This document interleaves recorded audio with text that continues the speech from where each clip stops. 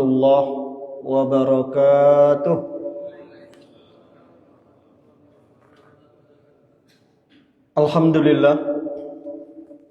Alhamdulillahil wahidil qahhar al-azizil jabbar muqawwirul laili 'alan nahar tabsiratan liulil qulubi wal absar. Rabbi shrah li sadri wa yassir li amri wahlul 'uqdatam min lisani yafqahu qawli. Allahumma inna nas'aluka ilman nafi'a wa rizqan thayyiba wa amalan mutaqabbala, amma ba'd. Bapak Ibu jamaah salat subuh rahimani wa rahimakumullah, baik yang hadir di masjid ini maupun yang menyaksikan kajian rutin kita di media sosial Masjid Agung Kubah Timah. Mari kita bersyukur kepada Allah yang telah banyak memberikan kita nikmat. Paling tidak syukur dan kesyukuran kita buktikan dengan kita mengucapkan alhamdulillahi rabbil alamin atas segala nikmat yang sangat luar biasa banyak Allah berikan kepada kita. Bersalawat kita ke Rasulullah dengan kita mengucapkan Allahumma salli ala Sayyidina Muhammad wa ala ali Sayyidina Muhammad. Jamaah yang dimuliakan Allah, mengawali kajian pada pagi ini kita mulai dengan lafaz al-basmalah. Bismillahirrahmanirrahim. Kita masih melanjutkan kajian di pekan kemarin yang belum selesai tentang keutamaan diam dan menjaga lisan. Sebelum kita masuk ke sana, ada beberapa hal yang harus kita ketahui. Yang pertama, bahwasanya semua kalimat yang keluar dari lisan kita pasti akan dicatat. Dalilnya Quran surah Qaf ayat 18, Bismillahirrahmanirrahim. Ma yalfidhu min qawlin illa ladaihi raqibun atid. Tidak satupun kata Allah kalimat yang keluar dari lisan kalian kecuali ada dua malaikat yang akan mencatatnya, raqib, atid. Baik kalimatnya raqib yang akan mencatat, buruk kalimat yang kita ucapkan, atid yang akan mencatatnya. Nah, ini yang harus kita pahami terus dan diingat terus. Tidak satupun kalimat yang keluar dari lisan kita melainkan dua malaikat ini akan senantiasa mencatatnya. Kita juga sering mendengar pepatah, mulutmu harimaumu. Ada seorang ulama namanya Bakar bin Abdullah Al-Muzani. Dalam kitab Bahjatul Majalis di halaman ke-11, beliau pernah ditanya oleh jamaahnya, "Wahai Syekh, kenapa antum sering diam?" Beliau mengatakan, "Lisanku adalah harimauku. Jika aku membiarkan lisanku leluasa berkata tanpa ada kontrol, maka dia akan menerkamku." Nah, ini sebenarnya bukan pepatah, tapi ucapan ulama juga. Pepatah atau ucapan ulama ini, Bapak Ibu, menunjukkan betapa berbahayanya lisan kita. Sehingga di dalam pepatah yang lain kita dianjurkan untuk banyak diam. Ada pepatah yang mengatakan diam adalah emas. Ya, saking berharganya diam. Diam adalah emas. Maka kalau istri kita minta emas, diam we. Karena diam adalah emas.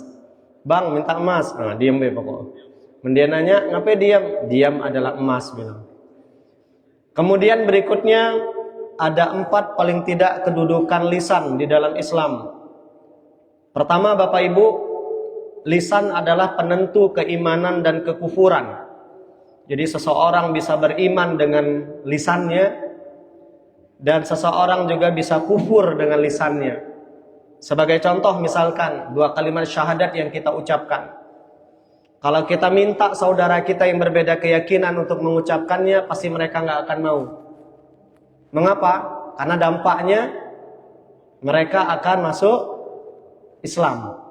Asyhadu an la ilaha illallah wa asyhadu anna Muhammadar Rasulullah. Kalau mereka tahu artinya, tidak akan mereka mengucapkannya. Jadi kalimat itu bisa menyebabkan seseorang beriman. Pun sebaliknya, ucapan selamat kepada hari raya orang lain bisa menyebabkan kita kufur menurut sebagian ulama. Kalau kita bukan siapa-siapa. Beda kasus kalau kita seorang leader, pemimpin yang rakyat kita bukan hanya muslim. Masih ada yang membolehkan mengucapkan itu. Tapi kalau kita bukan siapa-siapa, kenapa sebagian ulama sangat keras? Jangan mengucapkan selamat kepada hari raya orang lain, karena kalimat itu punya konsekuensi. Dia urusannya bukan sekadar muamalah, bukan hanya urusan sosial, bukan hanya masalah hablum minan nas, tapi urusannya adalah akidah dan ibadah. Kalau akidah dan ibadah, maka berlakulah rumus lakum dinukum waliyadin. Nah, ini menunjukkan kalimat itu bisa menyebabkan kita kufur. Maka ulama yang keras-keras tadi mengatakan haram hukumnya mengucapkan selamat hari raya kepada mereka yang berbeda keyakinan, dengan alasan kalimat itu adalah bisa menyebabkan kita kufur. Yang kedua, lisan penentu kemuliaan kita, atau sebaliknya menyebabkan kita binasa di dalam siksa api neraka. Dalilnya hadis riwayat Imam Al-Bukhari. Baginda Rasulullah sallallahu alaihi wasallam bersabda, "Innal 'abda la yatakallam bil kalimah min ridwanillah la yulqi laha bala yarfa'uhu Allahu biha darajat." Tidaklah seorang hamba, kata Nabi, mengucapkan satu kalimat yang Allah ridho dengan kalimat itu, kecuali Allah akan angkat derajatnya. Banyak kalimat yang bikin Allah ridho. Zikir, salawat, baca Quran, kalimatut thayyibah, atau kalimat-kalimat dakwah, nasihat, itu bisa mendatangkan ridhonya Allah. Tidak kita ucapkan kalimat itu kecuali kita akan mulia. Seperti misalkan ada kalimat tasbih. Dalam sebuah hadis yang sahih, Nabi mengatakan kalimatani. Dua kalimat, kata Nabi, khafifatani 'alal lisan, mudah diucapkan oleh lisan. Tsaqilatani fil mizan, tapi memberatkan mizan kebaikan. Habibatani ilar rahman, dicintai oleh Allah. Dua kalimat itu adalah subhanallah wa bihamdihi subhanallahil azim. Ini menunjukkan sebuah kalimat bisa menyebabkan kita mulia. Sebaliknya kata Nabi, wa innal 'abda la yatakallamu bil kalimah min sakhatillah la yulqi laha bala yahwi biha fi jahannam. Tidaklah satu kalimat yang diucapkan seorang hamba lalu Allah murka dengan kalimat tadi, Allah enggak senang, Allah enggak ridho, maka kata Rasulullah, orang yang mengucapkannya akan Allah benamkan dalam siksa api neraka. Mana contohnya? Ucapan minta cerai dari istri kepada suami ketika suami enggak punya salah. Dalam hadis riwayat Imam Abu Daud, ngeri kita dengar hadis ini. Kalau para istri mengetahui hadis ini, maka tidak akan segampang itu mereka minta cerai. Mana hadisnya? Nabi mengatakan, ayyumam ra'ah, istri mana saja, sa'alat zaujaha talaqan fi ghairi ma ba's.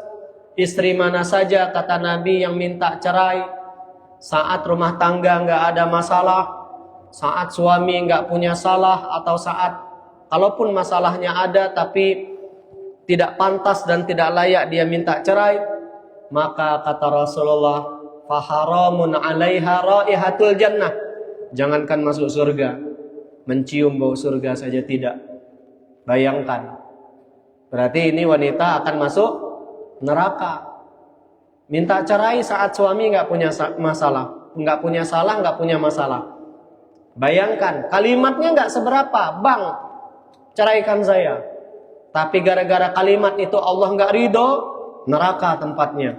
Pun suami juga sama, Pak. Kalau dikit-dikit nyerai bini, saat istri enggak punya salah, nah, siap-siap sama aja. Mau laki-laki mau perempuan, Allah haramkan baginya bau surga, ya, berarti nggak akan mencium bau surga.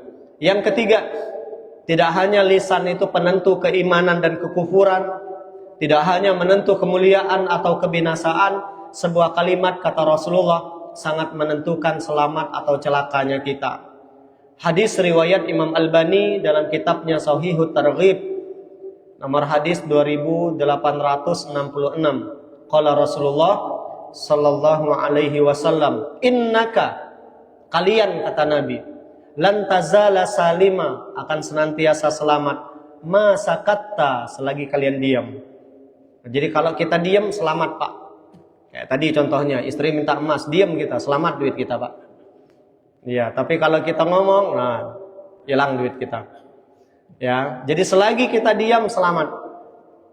Fa idza takallamta, kalau kalian ngomong, kata Rasulullah, dua kemungkinan, kutiba laka aw alaika. Kalau kalimatnya baik dapat pahala, tapi kalau kalimatnya tidak baik dapat dosa. Tapi kalau kita milih diam, selamat kita. Ya, ini menentukan selamat atau tidaknya kita. Banyak orang-orang yang karena dia tidak menjaga lisannya, akhirnya celaka.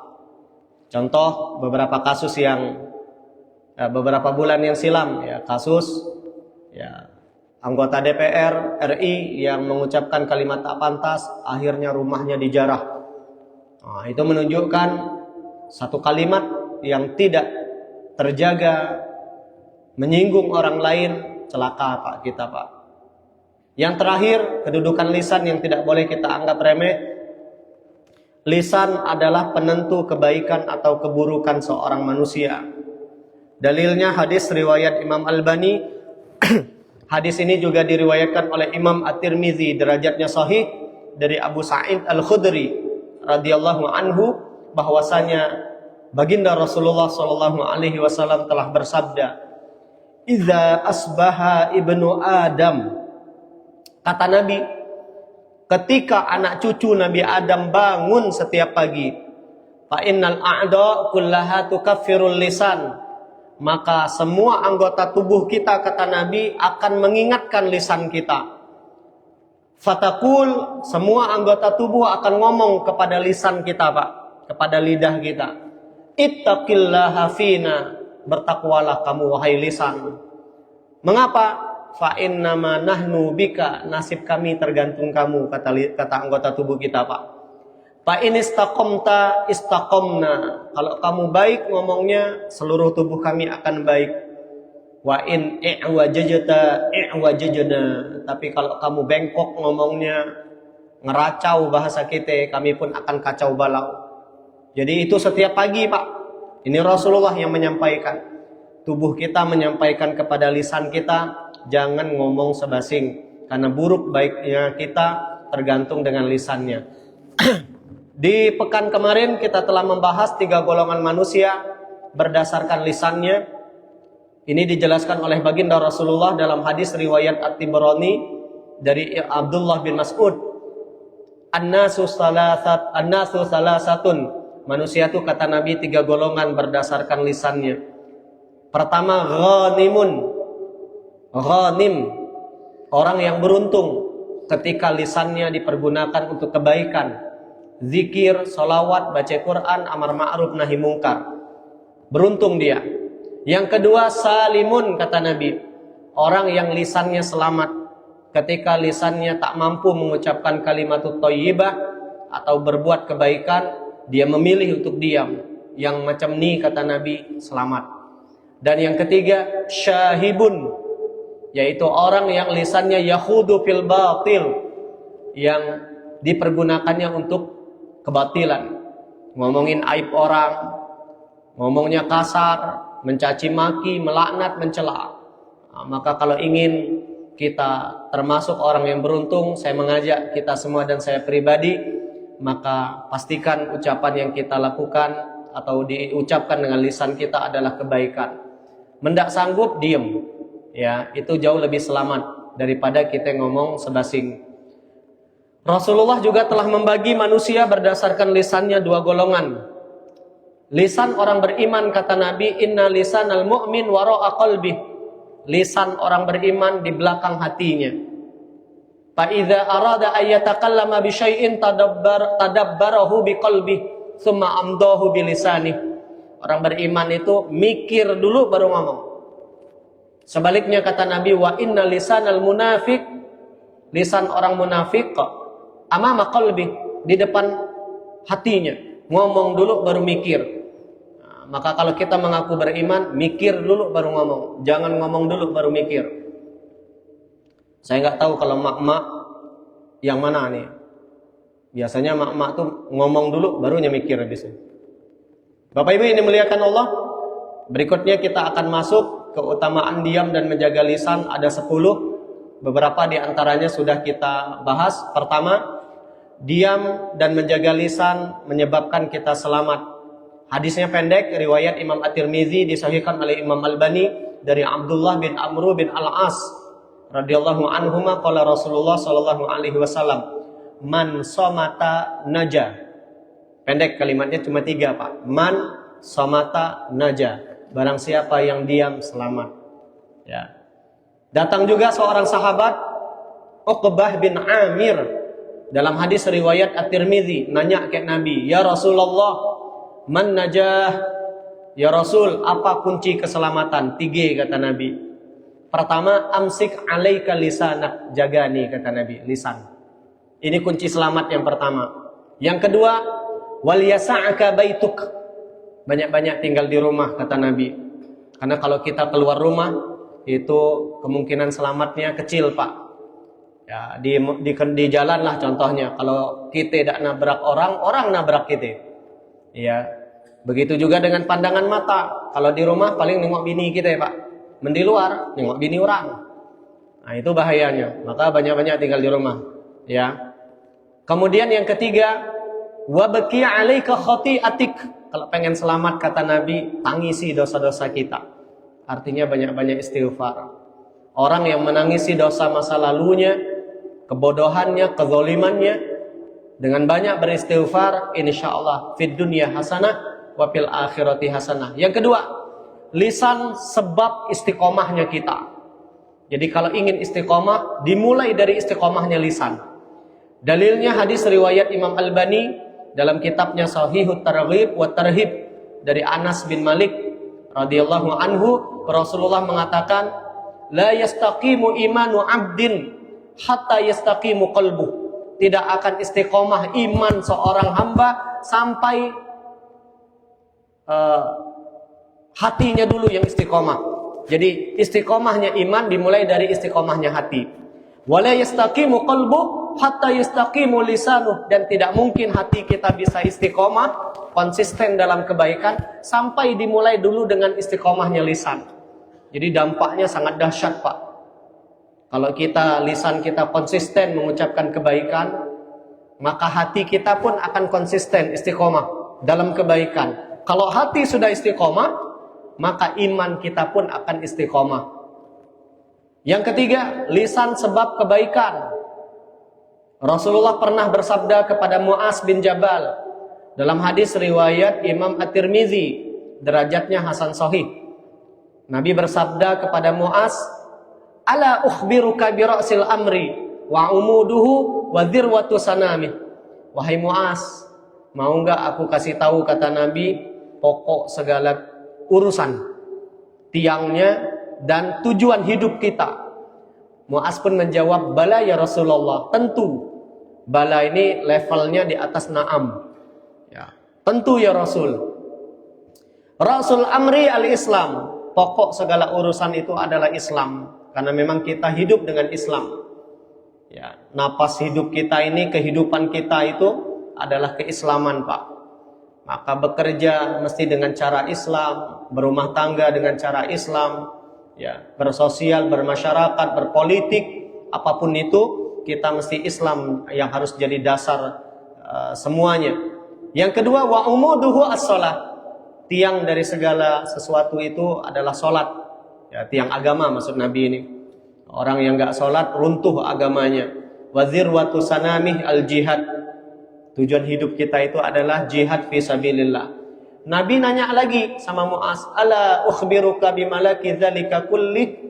Mau enggak saya kasih tahu kunci dari segala kebaikan yang tadi saya sampaikan wahai Mu'az? Lagi-lagi Mu'az menjawab, bala ya Rasulullah. Fa akhadha bilisani, Nabi sambil menunjuk ke lisannya, kaffi 'alaika hadza, jagani kata Nabi. Jadi kalau ingin kita konsisten dalam keislaman, ya, ingin terjaga salatnya dan ingin cita-cita hidup kita tercapai, nih Pak kuncinya kata Nabi. Yang keempat, menjaga lisan sebab ditutupkan aib-aib kesalahan. Riwayat Imam Albani dalam hadisnya, dalam kitab As-Silsilah As-Shahihah, qala Rasulullah sallallahu alaihi wasallam, man kaffa ghadabah kaffallahu anhu azabah. Barang siapa yang menahan marahnya, padahal dia mampu marah, tapi memilih tidak marah, Allah akan tahan juga azab yang bersangkutan. Wa man khazina lisanah, barang siapa menjaga lisannya, satarallahu auratah, Allah akan tutup aibnya. Banyak orang Pak, Bu, tidak menjaga lisannya, menceritakan aib orang, ya, atau na'udzubillah memfitnah orang, mengadu domba orang. Akhirnya Allah buka aibnya. Dan ini rumus, barang siapa yang membuka aib orang lain, Allah akan buka aibnya. Maka jangan sampai kita membuka aib orang. Yang kelima, lisan penyebab amal yang baik. Al-Ahzab 70:71, ya ayyuhalladzina amanu, wahai kalian kata Allah yang mengaku beriman, ittaqullah, takutlah kepada Allah, wa qulu qaulan sadida, dan ucapkanlah ucapan yang baik. Ayat ini menarik. Takwa itu hablum minallah, ucapan yang baik hablum minan nas. Ini sering saya sampaikan, orang soleh yang sesungguhnya tidak hanya bagus hablum minallah lewat ketakwaannya, tapi juga dia mesti bagus hablum minan nas. Dan itu dibuktikan dengan ucapan qaulan sadida, ucapannya yang baik, yang benar. Pakai sin, no? Sadid. Kalau pakai shin lebih berbeda maknanya. Syadid yang keras, yang kasar. Ya. Apa manfaat kita mengucapkan qaulan sadida? Dijelaskan oleh Allah di ayat 71-nya. Yuslih lakum a'malakum. Allah betulkan amal kalian. Jadi jangan dianggap remeh. Kalimat itu akhirnya menyebabkan amal kita akan baik. Tidak berhenti di situ, kata Allah, wa yaghfir lakum dzunubakum. Gara-gara lisan yang sadid, Allah pun akan ampunkan dosa kita. Yang keenam, Bapak Ibu yang dimuliakan Allah, orang yang berkata baik atau diam sebab turunnya rahmat dan selamat. Ini hadis riwayat Imam Albani lagi dari Khalid bin Imran radhiyallahu anhu, bahwasanya Rasulullah sallallahu alaihi wasallam bersabda, rahimallahu 'abdan qala khaira. Allah akan merahmati seorang hamba yang ngomongnya baik. Dirahmati, disayangi maksudnya. Faghanima, gara-gara itu akhirnya dia beruntung. Ausa kata ansuin, atau dia memilih diam, fasalima, maka selamatlah hidupnya. Nah, maka dengan kita ngomong baik, disayang sama Allah. Kalau kita diam, selamat hidup kita. Yang ketujuh, diam tanda kebijaksanaan. As-sumtu hikamun, kata Nabi. Hadis riwayat Imam Shu'aib Al-Arnaud, ya, dalam kitabnya Takhrijul Musnad. Diam itu kata Nabi kebijaksanaan. Wa qalilun fa'iluhu, sedikit yang bisa melakukannya. Dan Hasan Al-Basri, ini seorang ulama yang sangat luar biasa dari kota Basrah, Irak. Beliau pernah mengatakan, jika engkau duduk bersama dengan orang bodoh, maka banyak diamlah. Karena diam kita bersama dengan orang-orang yang bodoh menambah kebijaksanaan. Tapi kalau kita bertemu, berkumpul dengan asatis kita, guru-guru kita, tidak usah banyak ngomong, diam juga. Diamnya kita di hadapan alim ulama, insya Allah akan menambah ilmu kita. Jangan justru kita yang banyak ngeruceh, ya. Bapak Ibu yang dimuliakan Allah. Yang kedelapan, diam tanda keimanan. Nah, ini sering kita dengar hadisnya, man kana yu'minu billahi wal yaumil akhir falyakul khairan au liyasmut. Kalau orang mengaku beriman kepada Allah dan hari akhir, ngomongnya pasti baik. Berarti orang yang ngomongnya kasar, tidak baik, ya, sumpah serapah, laknat, caci maki, atau na'udzubillah dia membicarakan aib orang, kita bisa memastikan yang bersangkutan pasti bukan orang beriman. Diam solusi meredam amarah. Nah, ini yang kesembilan. Keutamaan diam yang harus kita ketahui. Di dalam banyak hadis Rasulullah mengajarkan kita rumus diam atau kiat mengendalikan amarah, bukan rumus diam. Ada di antaranya kata Nabi, kalau kalian marah hendaklah ucapkan isti'adzah. Datang 2 orang sahabat berkelahi depan Nabi sampai merah muka. Kata Nabi, saya tahu satu kalimat yang kalau diucapkan oleh salah satunya atau dua-duanya, zahaba anhu ghadabuh, hilang marahnya. Sahabat pun bertanya, apa ya Rasul? A'udzubillahi minasyaitonir rajim. Karena marah itu datangnya dari setan. Kecuali marah dalam kebaikan ya. Kalau marahnya tidak keruan jata, itu datangnya dari setan. Mengapa? Orang kalau marah, pintu-pintu kebaikan ditutup ya. Al-ghadab miftahu kulli syarrin, itu ucapan Ja'far As-Shadiq dalam kitab Ihya Ulumuddin yang dikutip oleh Imam Al-Ghazali. Marah itu kunci segala kebaikan, keburukan. Kalau Allah marah, nah, susah mikir jernih. Ada lagi kiat mengendalikan amarah, wudu. Ya, dengan kita berwudu, insya Allah akan hilang marah. Mengapa? Marah itu datang dari setan. Setan itu diciptakan dari api. Api itu akan padam dengan air, masuk di akal kita. Yang ketiga, ganti posisi kata Nabi. Kalau marah tengah berdiri, duduk. Duduk lagi marahlah, baring. Baring lagi marahlah, tidur.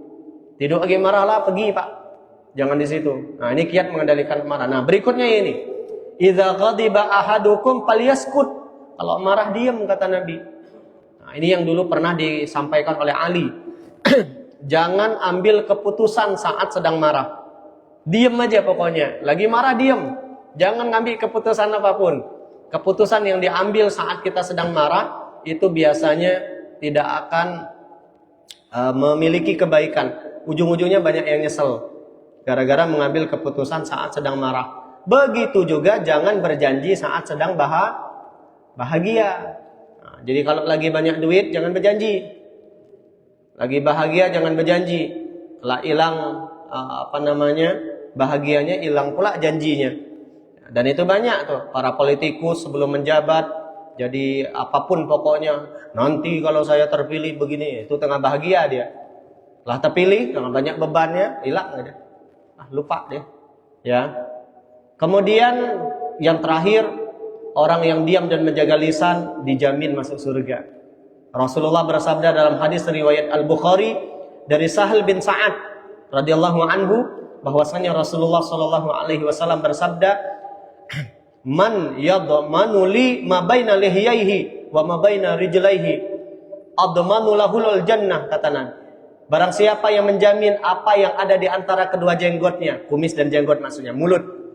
Wa ma baina rijlaihi, dan atau siapa yang bisa menjamin apa yang ada di antara kedua kakinya, kemaluannya maksud Nabi, untuk senantiasa baik. Mulutnya baik, kemaluannya baik. Admanu lahul jannah. Aku jamin kata Nabi, dia akan masuk surga. Bapak Ibu yang dimuliakan Allah, terakhir kita akan bahas bagaimana kiat menjaga lisan. Nah, ini lebih ke teknis ya. Supaya lisan kita senantiasa baik, ada 10 kiat-kiat menjaga lisan yang bisa nanti kita praktekkan insya Allah. Pertama, sebelum kita berbicara, berpikir dulu sebelum bicara. Ya, mikir dulu baru ngomong. Jadi jangan pernah ngomong apapun kecuali pikir dulu. Dalam urusan apapun ini, mikir dulu baru ngomong. Nah, ini kiat yang pertama. Jangan ngomong dulu baru mikir. Ya. Karena tadi sudah kita sampaikan ciri-ciri orang beriman itu dia mikir dulu baru ngomong. Yang kedua, banyak diam dari hal-hal yang sia-sia. Jadi kalau kita melihat ada obrolan yang sia-sia, yang nggak menambah iman, nggak nambah ilmu, nggak nambah amal, itu banyak diam aja lah ya. Apalagi omongan itu mengandung mudarat, mengandung dosa, diam. Yang sia-sia aja kita mesti diam, apalagi yang berdosa. Jadi banyak diam, kiat yang kedua. Ya. Jadi kalau orang nanya, ngapain habis ini banyak diam? Nah, ini karena diam itu adalah emas tadi dan insya Allah kita akan selamat. Yang ketiga, sibukkan lisan kita dengan berzikir. Karena orang yang lisannya basah oleh zikrullah tidak mungkin lagi mengucapkan kalimat-kalimat yang salah. Tidak sempat lagi. Ya sama, otak kita, pikiran kita, hati kita. Kalau dipenuhi dengan kebaikan, dipenuhi dengan Al-Quran, tidak ada ruang lagi bagi keburukan. Tapi sebaliknya, kalau lisan kita terbiasa ngomong tidak benar, nah zikir itu kadang pahit di lisan kita, Pak. Nah, maka dengan kita menyibukkan lisan kita dengan berzikir, salawat, baca Quran, ya, kalimat-kalimat yang baik, insya Allah ketika terucap kalimat yang tidak baik itu akan otomatis lain nasa. Ya. Yang keempat, nah ini yang lebih penting lagi nih. Kiat berikutnya menjaga lisan, pilih teman dan lingkungan yang baik. Karena teman kita itu akan mempengaruhi kita. Berkawan kayak orang yang hobi ngomongin aib orang, lama-lama ngomongin aib orang. Berkawan kayak orang yang hobi berkisah tentang bola, omong-ngomongnya bola juga. Ya. Hobi ngomong tentang politik, ngomong politik juga. Berkawan dengan orang-orang yang kasar ngomongnya, jorok ngomongnya, terbiasa ngomong kasar, terbiasa ngomong mencaci maki, ya. Banyak tuh kita tengok tuh orang-orang macam ya. Maka ujung-ujungnya kita akan terikut. Nah, istri kita juga ingatkan, jangan hobi nongkrong dengan tetangga. Ya, karena kadang tetangga tuh ngisah orang lain ya. Nah, akhirnya istri kita ikutan juga. Yang kelima, kalau ingin menjaga lisan, latih untuk menunda merespon sesuatu dengan cepat. Jangan terlalu refleks merespon sesuatu.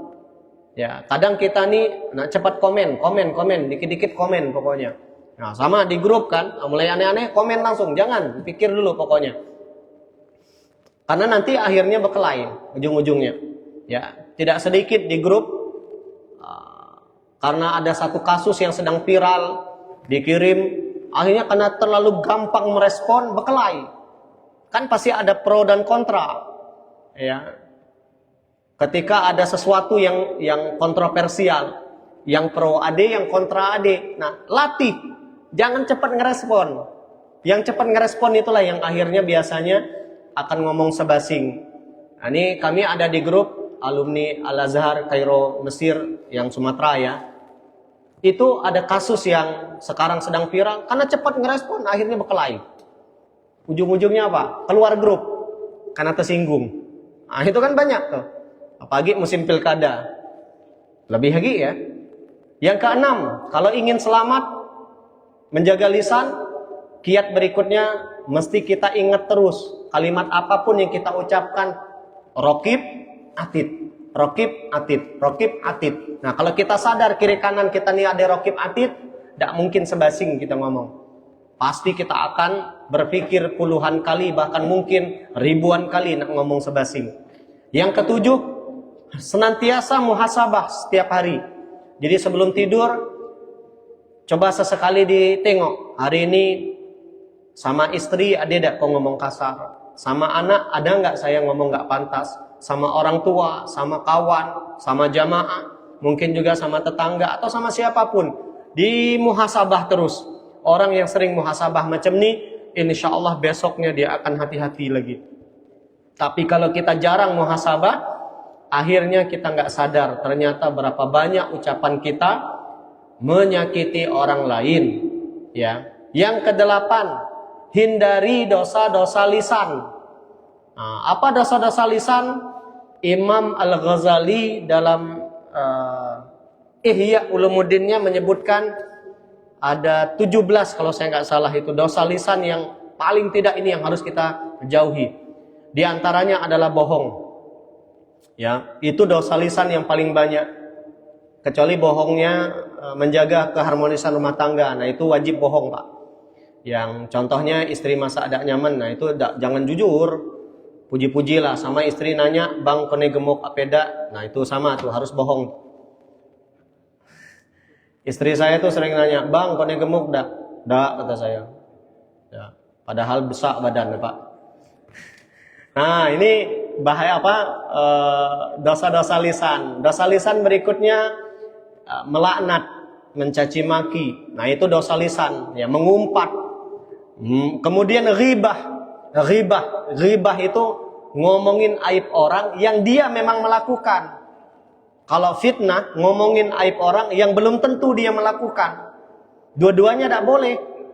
Ya, jadi pernah Aisyah nanya ke Nabi, "Ya Rasul, bagaimana kalau kita ngomongin aib orang?" Nggak boleh, kata Nabi. Kalau dia memang melakukan, itulah namanya ghibah. Kalau dia tidak melakukan, itulah namanya fitnah. Dua-duanya tidak jadi, kata Nabi. Intinya tidak usah ngomongin aib orang. Aib kita banyak, Pak. Ya, barang siapa yang sibuk dengan aibnya, insya Allah tidak akan sibuk dengan aib orang. Tapi sebaliknya, barang siapa yang sibuk dengan aib orang, dia lupa dengan aibnya. Ya, semut di ujung sana ketingok, gajah di depan mata ada keliat. Nah, itulah orang-orang yang sibuk ngomongin aib orang, Pak. Dan banyak dosa-dosa lisan, insya Allah lain waktu nanti kita bahas. Yang kesembilan, kalau ingin selamat lisan kita, terbiasa menjaga lisan, sering-sering duduk di majelis ilmu macam ini, Pak. Mengapa? Orang-orang yang lisannya tidak terjaga, bisa jadi karena mereka tidak tahu betapa bahayanya lisan ini. Tapi kalau kita sudah tahu ilmunya, kita bisa ngerem diri kita. Kita yang tahu kadang sering los, Pak, remnya. Apalagi kita tidak tahu. Maka sering-seringlah duduk di majelis ilmu, dengar nasihat dari guru-guru kita. Insya Allah kita akan terjaga lisannya. Dan yang terakhir, kalau ingin lisannya terjaga, berdoa sama Allah. Ya Allah, jadikan saya orang yang ngomongnya baik. Dan kalau tak mampu ngomong baik, saya diam. Seperti Nabi Ibrahim alaihi salam, satu di antara doa beliau dalam surah Asy-Syu'ara ayat 84. Waj'alli lisana sidqin fil akhirin. Itu doa Nabi Ibrahim. Ya Allah, jadikan aku memiliki lisan yang jujur, sehingga orang-orang setelahku menyebut namaku yang diingatnya cuma baik-baik saja. Nah, ini doa boleh diamalkan, Pak. Waj'alli lisana sidqin fil akhirin. Pun bisa dengan doanya Nabi Musa. Rabbi syrahli sadri wa yassirli amri. Ujungnya wahlul 'uqdatam min lisani yafqahu qawli. Ya. Rabbi syrahli sadri, mudahkan urusan Rabbi syrahli sadri, lapangkan dadaku ya Allah. Wa yassirli amri, mudahkan urusanku ya Allah.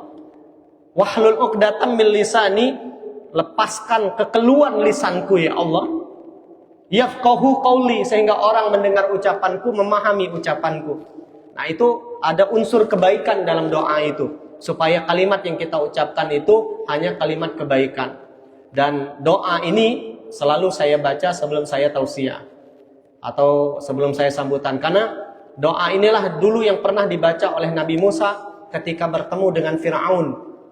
Nabi Musa itu ada riwayat yang mengatakan karena diasuh oleh Fir'aun, lisannya itu, lidahnya pernah ditaruh besi panas, maka agak cadel. Itulah kenapa diutus Nabi Harun, saudaranya yang menemani beliau berdakwah kepada Fir'aun. Ada lagi yang mengatakan kenapa beliau berdakwahnya bersama dengan saudaranya, karena Nabi Musa ini karakternya agak keras. Nabi Harun sebaliknya, lemah lembut. Nah, ini pelajaran buat kita para da'i, para asatis, atau siapapun. Dalam berdakwah itu kadang kita mesti keras, kadang kita mesti lembut. Nah, sama istri juga sama. Kadang ada momen kita mesti tegas. Tidak boleh lembut terus, tidak boleh. Dia tidak sembahyang lembut, kita tidak boleh. Ya, atau dia hobi belanja, tidak Quran jatah, tidak boleh kita lembut. Tapi ada momen kita mesti tegas, ada keras, ada lembut. Nah, dan itulah juga kenapa dua sahabat Nabi, Abu Bakar dan Umar, itu karakternya kontras. Abu Bakar itu karakternya Nabi Ibrahim, lemah lembut. Sedangkan Umar itu kalau kata Nabi, karakternya Nabi Nuh, keras, tegas orangnya. Lihat saat perang Badar, kafir Quraisy tertawan. Nabi minta pendapat dua sahabatnya ini. Kata Abu Bakar, jangan dibunuh ya Rasul. Tawanan perang ini kita minta mereka, kalau mereka ingin ditebus, mereka mesti mengajarkan anak-anak Muslim baca tulis, ya, ditebus. Ya, ini lembut, sangat sangat lembut sekali solusinya. Umar, bunuh ya Rasul. Ya, tapi ujung-ujungnya dalam sebuah riwayat dikatakan ternyata Nabi menyesal memilih pendapat Abu Bakar. Dia harusnya memilih pendapat Umar. Karena di momen itu mestinya Nabi tegas. Bapak Ibu yang dimuliakan Allah, jazakumullah, inilah yang bisa kita lakukan dalam menjaga lisan kita. Kita tentu berdoa kepada Allah agar kita dikaruniakan lisan yang senantiasa berbicara baik, lisan yang tidak menyinggung, menyakiti siapapun, dan lisan yang mendatangkan ridhonya Allah. Amin ya rabbal alamin. Semoga Bapak Ibu kita semua sehat walafiat, rezekinya berkah, hutangnya lunas. Yang belum berangkat haji umrah, mudah-mudahan segera dipanggil ke Baitullah. Dan mudah-mudahan kita semua panjang umur dalam kebaikan, istiqomah dalam ketaatan, meninggal dalam keadaan husnul khatimah, masuk surga sekeluarga. Subhanakallahumma wa bihamdika asyhadu an la ilaha illa anta astaghfiruka wa atubu ilaik. Kebenaran datangnya dari Allah, ambil yang benar saja. Yang saya sampaikan yang tidak benar tidak usah diambil. Billahi taufiq wal hidayah wa ridha wal inayah. Wassalamualaikum warahmatullahi wabarakatuh.